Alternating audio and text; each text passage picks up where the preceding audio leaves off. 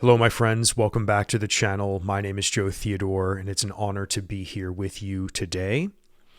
I hope you guys are doing well, and we are officially into November in a big way.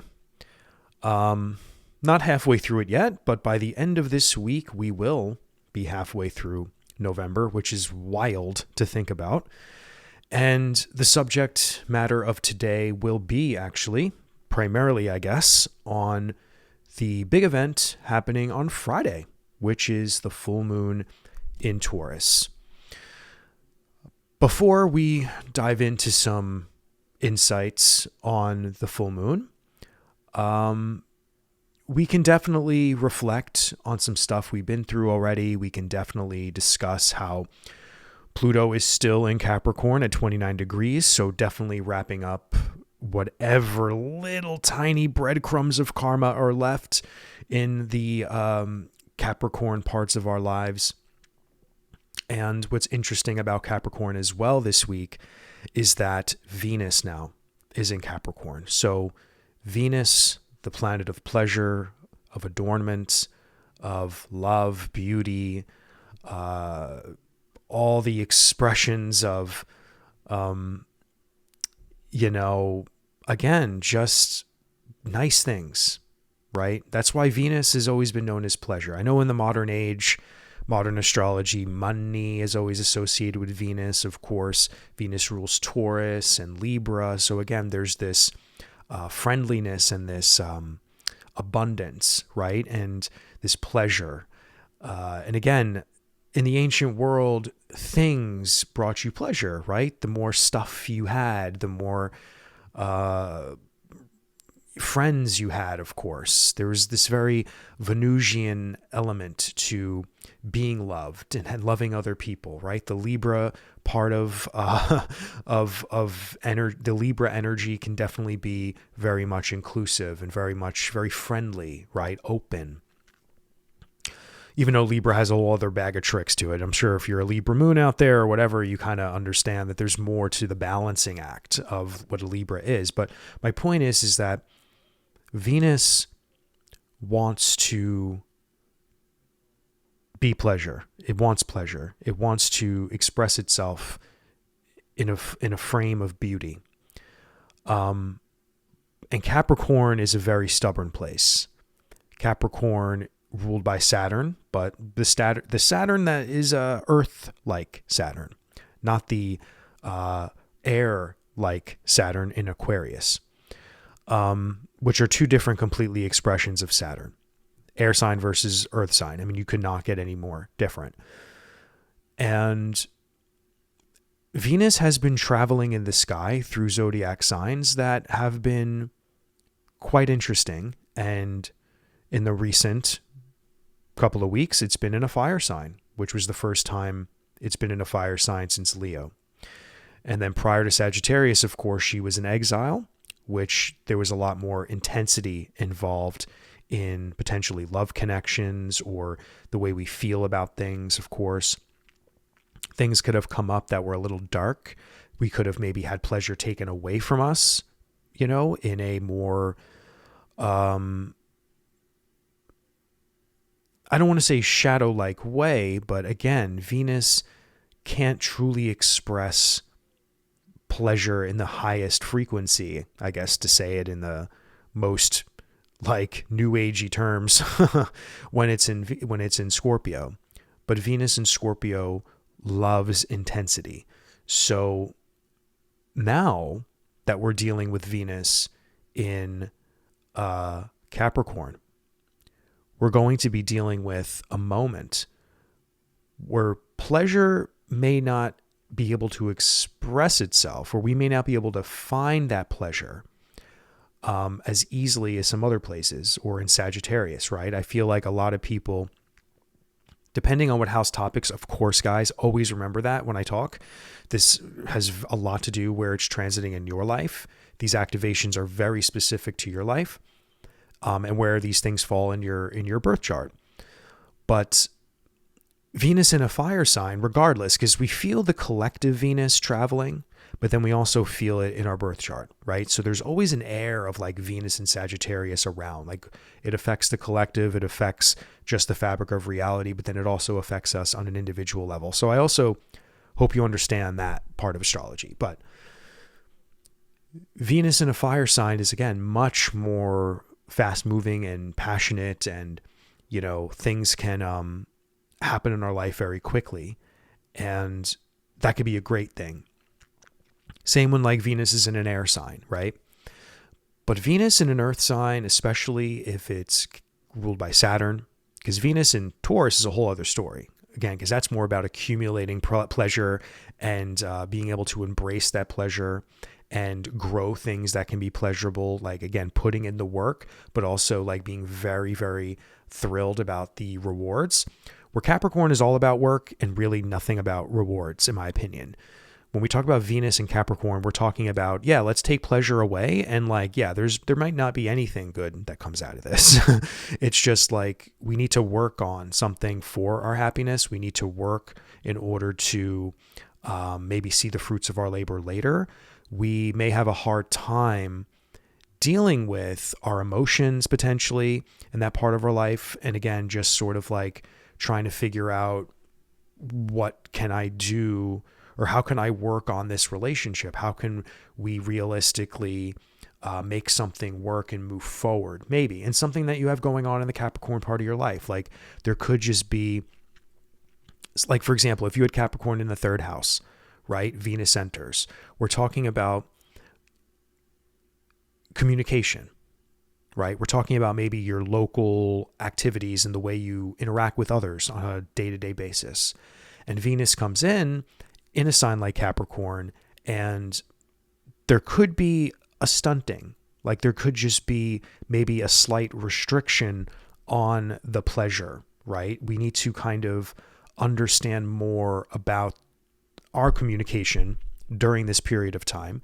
We need to maybe even work on being a little bit more beautiful in the way we interact with people. So there could be, again, a lesson here that Venus, for you, needs to kind of bring to your life.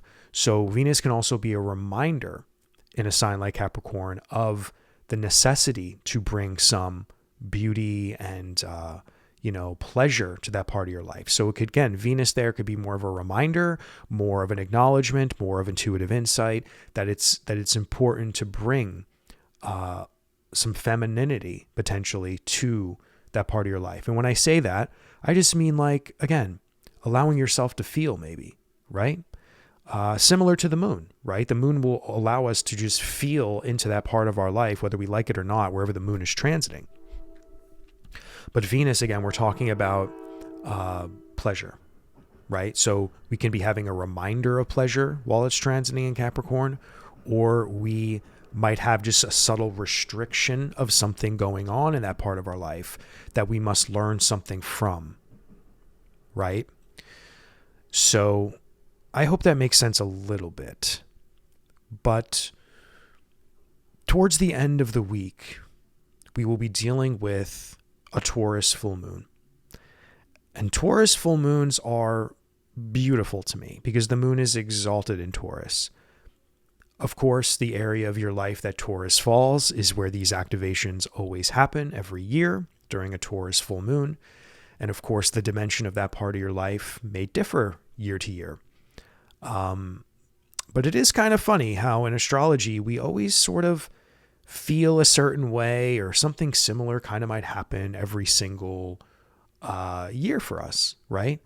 Like some of us have like an adversity to the fall for some reason. And that's probably because maybe Scorpio falls in like your 8th house of like crisis and death and transformation and stuff. So maybe like you just have seen patterns in your life where something always goes wrong during Scorpio season, for example. Maybe Taurus is the same. Every time we get a Taurus full moon, I feel this is a beautiful time, right? I feel that there's something that is blessed here.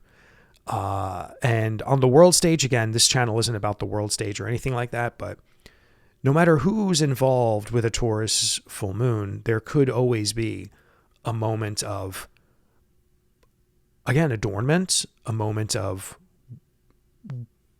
working steadily on a goal or a vision. And because Taurus is a zodiac sign of growth, of seeds growing into something, of stubborn focus, actually, as well. Because Taurus is a fixed earth sign. And fixed earth, like any fixed sign, has no room for adjustment sometimes. It is strictly boots on the ground, head down, let's work, let's try to make something beautiful out of this situation. Whether it's beautiful to other people or not is a whole different story. But the idea is that a Taurus placement is really about, again, that fixed, steady stability in whatever part of your life that falls in. We want that steadiness. If you have Taurus in the 7th house, you want a partner or partnerships in business that are very steady and loyal to you, that are a constant, pleasurable experience while you're working, while you're growing something, while you're doing something that involves accumulating abundance. And if you don't have a partner like that, and like, for example, if you have an air sign partner that's all over the fucking place, it may not work for you, right? You need someone who at least has enough placements in their birth chart that has some solid earth energy, or something like that, right? The key word is steadiness, right? For Taurus 7th house. You like steadiness in relationships. You don't like unpredictability so much. Even though being spontaneous is fun and everyone should embrace that. But my point is that Taurus energy wants stability, and it's stubborn in that way. But where Venus comes in is because there is this potential to be abundant and to gain pleasure from this path forward, this building, this, being stubborn in one's growth. And again, don't be afraid of the word stubborn here. It just means, like, we can just use the word like confidence, like being confident in the way one wants something, right? And when we talk about Taurus, we talk about growth. So that's a massive key word there. And with a full moon, we have to remember, full moons reveal something that was once hidden. We usually come to a full moon cycle, of course, after a new moon cycle. Sometimes those cycles are linked together because they fall on the opposite sides of the zodiac. So we could talk about maybe there's a link, right? But most of the time, we don't have to think that way. We can just observe where Taurus is. You can observe what's going on in your life. You could see if something needs to be shown to you. Or if you are participating in something, and let's say that house topic is very much in focus for something that you've been doing in your life over the past month or months in the past. And this is a moment for something to be revealed to you in a big, big way. And because the moon is exalted in Taurus, this, to me, is an added emphasis on our emotional sensitivity to what this revealing is. And whether we like it or not, it's a blessing in disguise.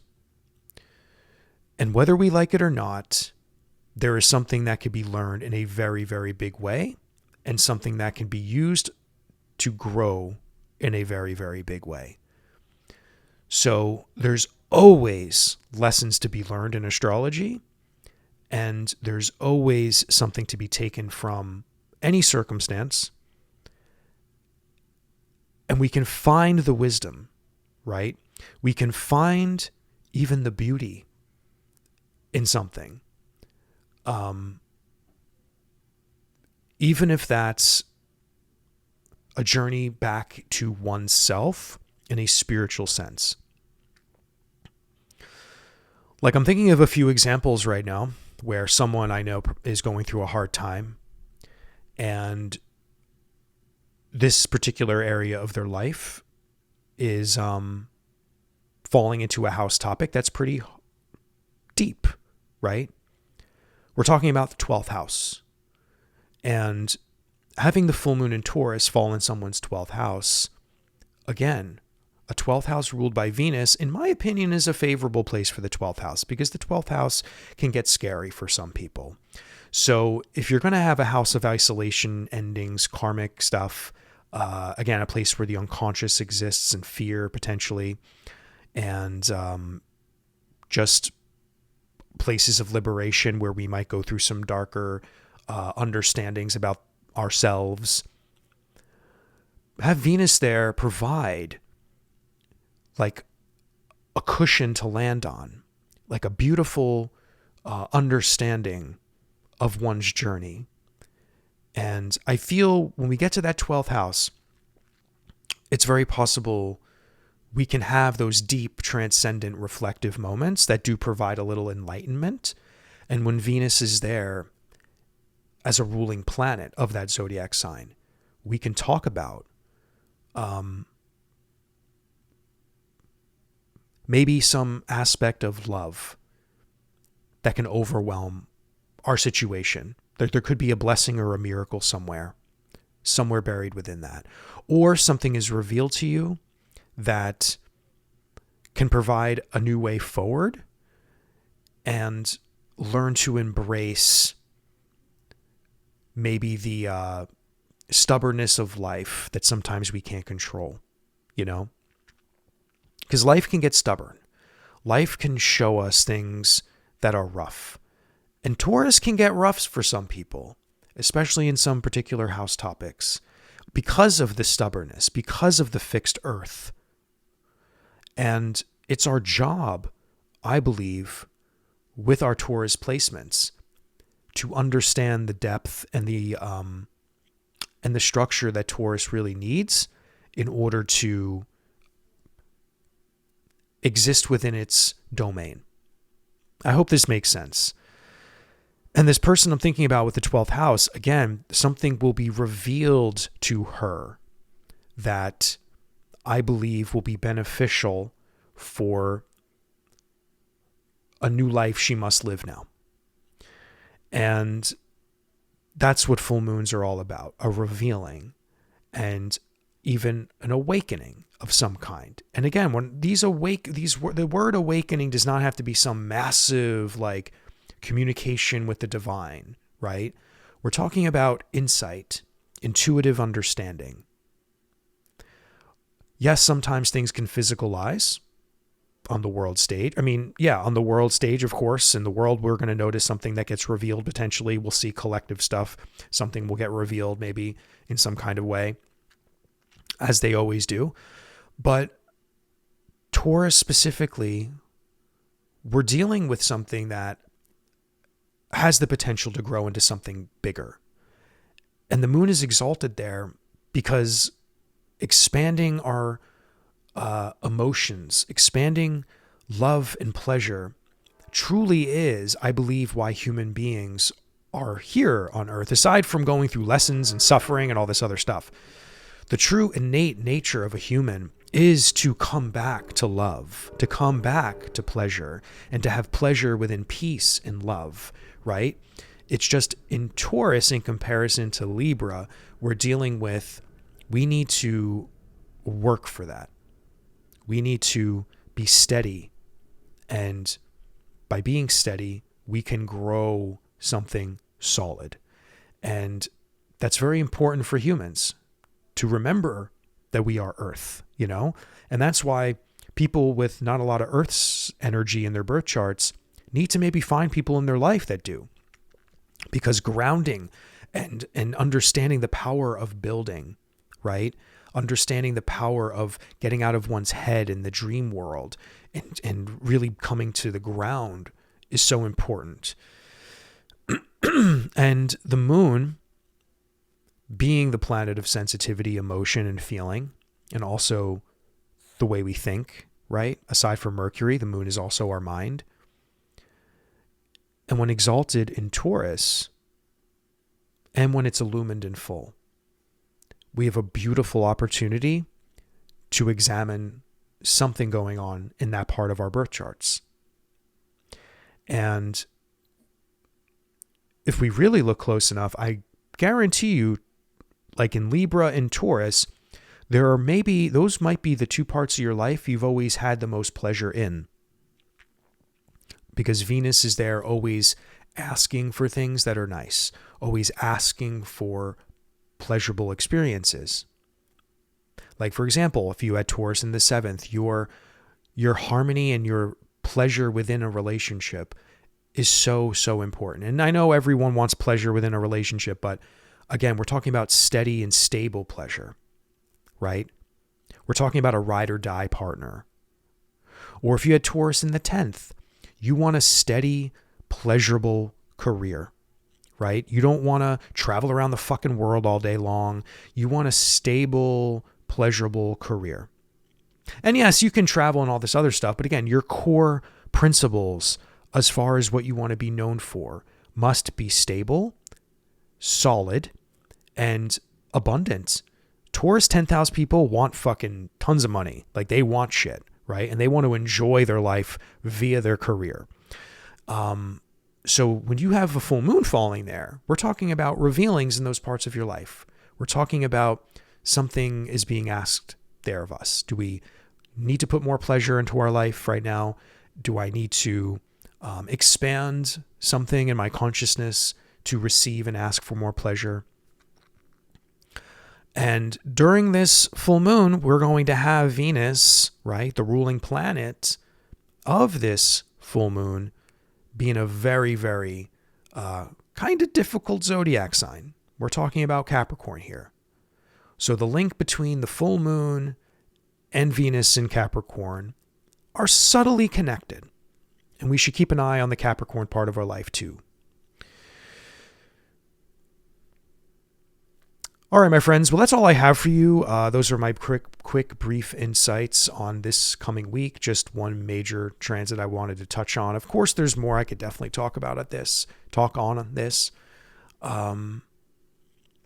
So if I feel like there's any more insights to share, maybe I'll hop on and make another video, but do your best to enjoy this Taurus full moon. I know a lot of us in the world are experiencing some kind of restabilization after the election's been over and just a lot of stuff going on in the world.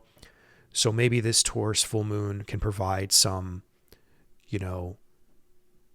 hope, insight, pleasure, and just something to be meditated upon in the Taurus part of your life. So really examine, what house topic is that? Understand more about that part of your life.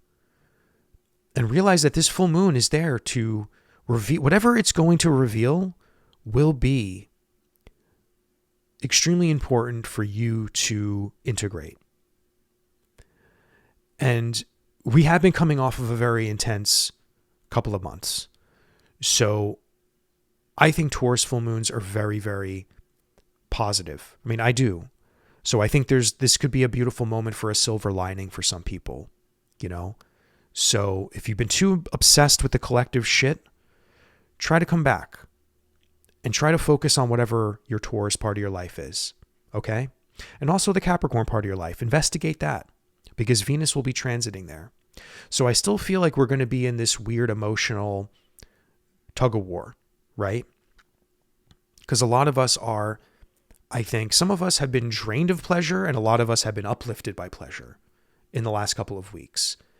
And that's obvious because some people wanted the election, for example, to go one way and other people wanted the election to go the other way, right? And the world is going through a weird moment. And again, I'm not bringing up politics at all, and please don't leave a comment about that. But a Taurus full moon following all this madness is an interesting full moon. Right? And one can argue every election cycle we have a Taurus full moon. So what does it mean for you? Right? What does it mean for you? All right, my friends, that's all I have for you today. Much love.